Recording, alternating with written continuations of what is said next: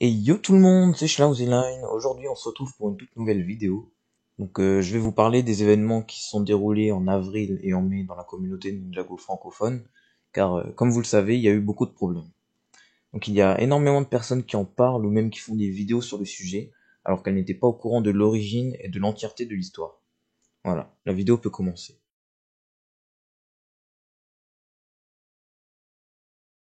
Le 3 avril, j'ai sorti mon projet Ninjago Craft. Donc je vais pas tout vous raconter, pour cela ma vidéo sur le sujet vous l'explique très bien.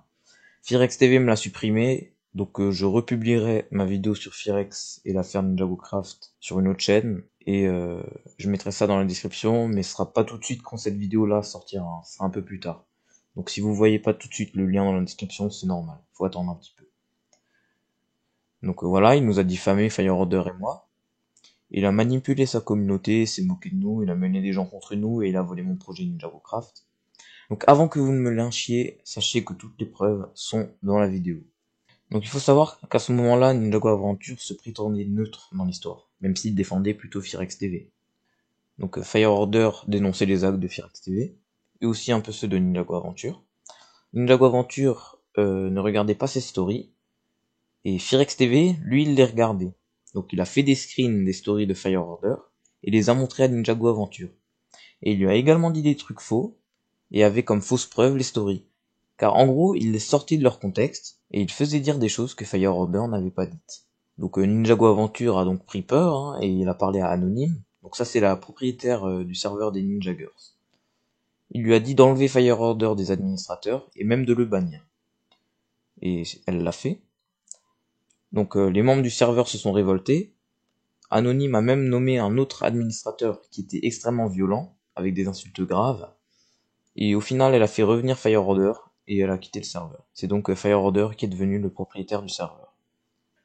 Donc je vais vous mettre en description deux vidéos qui expliquent très bien ce qui s'est passé ce jour-là. Je ferai aussi peut-être une vidéo en non répertorié où je publierai les extraits que j'avais pris quand ça s'était produit. Mais voilà.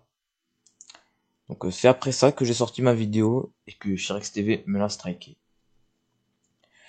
Un peu plus tard, Ninjago Aventure a enlevé Firex TV des leaders sur Amino, car il souhaitait prendre des précautions. On a appris que Firex TV était le coupable et qu'il avait manipulé Ninjago Aventure. Donc Fire Order et moi avons continué à faire des stories dénonçant cela, et des anciens et gros youtubeurs Ninjago ont rejoint notre camp, ou au moins nous ont soutenus. Donc on peut trouver Lien, LTH, la production Givré, Lego Fan, Lego Caron, ou encore Fire Disorder. Fire Disorder qui n'est pas à confondre avec Fire Order. Hein. Donc nous avions donc prévu de faire une grosse vidéo sur tous les mauvais actes de Firex TV. Hein, pas tout le monde, hein. Nous étions je crois 7 à peu près à participer à cela, 7 ou 8. Donc un soir on appelle Insta, avec ceux avec qui on devait faire cette vidéo. On a fait découvrir les fonctionnalités de Discord à Lego Caron. Donc fasciné et séduit par toutes les possibilités qu'offre cette application, Lego Caron a décidé de créer un serveur Discord pour les fans de Ninjago. Or il ne s'y connaissait pas trop vu que c'était nouveau pour lui. C'est alors Fire Disorder, la production Givré et moi qui nous sommes principalement occupés de ce serveur Discord. Le serveur n'était pas encore ouvert au public, hein, je précise. Or, il a commencé à y avoir des tensions entre Fire Order et Lego Caron. Un soir, durant la création de ce serveur Discord, nous avons, dans ce serveur qui allait devenir la nouvelle communauté Ninjago, débattu sur des sujets cruciaux, tels que le repost des épisodes de Ninjago, la place des membres, s'il faut autoriser ou pas la politique, etc. L'ambiance était extrêmement tendue entre Lego Caron et Fire Order. Le lendemain, Fire Order a appris que Lego Caron et Fire Disorder avaient parlé dans son dos. Fire Order lui a alors demandé ce qu'il a précisément dit, et Lego Caron se mit à lui répondre de manière agressive et discourtoise. Donc Fire Disorder, étant du côté de Lego Caron, s'est énervé et nous a viré. Du coup, il ne restait plus que lui, Haven et Lego Caron. Le Haven, c'était une personne qu'ils ont ajoutée, mais qui n'était pas très active. Donc il nous a expulsés car il ne supportait pas le fait qu'il y ait un traître parmi nous qui informait Fire Order de ce qu'il disait sur lui. Donc Fire Order a quitté le projet, la production Givré a été déçue de notre comportement et a regretté de s'être à nouveau mêlé aux affaires de la communauté Ninjago francophone. Donc certains parmi nous ont rejoint le serveur Discord de Lego Caron, mais nous ne sommes plus que des simples membres. Donc Fire Disorder travaillait très rarement dessus, mais d'ailleurs il sera ouvert normalement le 29 mai. Plus tard, on s'est un peu réconcilié, mais Fire Order ne fera plus alliance avec les Gokarons. Donc Ninjago Aventure avait remis Firex TV leader sur sa communauté Amino, car il lui avait laissé une seconde chance pour qu'il essaie de se rattraper suite à sa dernière polémique avec Ninjago Craft et le serveur des Ninja Girls. Mais suite à cela, Firex TV en a fait qu'à sa tête et a créé un règlement où il interdisait les dramas, alors que lui-même en faisait, et il ne respectait pas son règlement. De plus, il a fait ce règlement sans l'autorisation de Ninjago Aventure. Il voulait imposer ses règles. Ensuite, il faisait tout ce qu'il voulait. Il prenait la grosse tête niveau pouvoir, d'après Ninjago Aventure. Ensuite, Firex TV l'a provoqué de manière apparente et l'a traité de PD et de violeur, ce qui l'a conduit à se faire bannir car ce n'est pas digne d'un leader. C'est aussi car il n'a pas saisi sa deuxième chance. Ninjago Aventure l'a alors banni de Amino et a décidé de se ranger définitivement de notre côté, c'est-à-dire Fire Order, Acroninja, Jérôme et moi.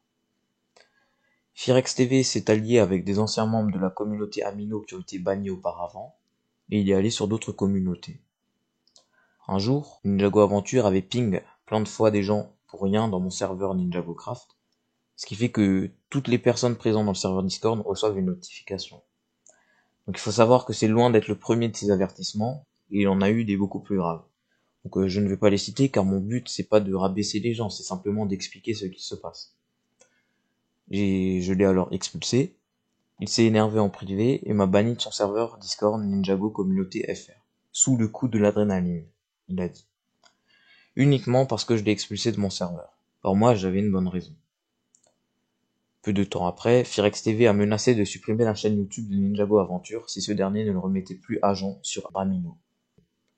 Il lui a déjà mis 2 strikes. Faut savoir qu'une chaîne est supprimée à 3 strikes. Donc Ninjago Aventure ne l'a pas mis chef, il a contesté un des strikes à YouTube, sauf que YouTube ne l'a pas cru et a décidé de clôturer sa chaîne en croyant qu'il faisait une fraude. Cela a été provoqué par Firex TV. Ninjago Aventure a porté plainte sur le net et fait tout son possible pour retrouver sa chaîne.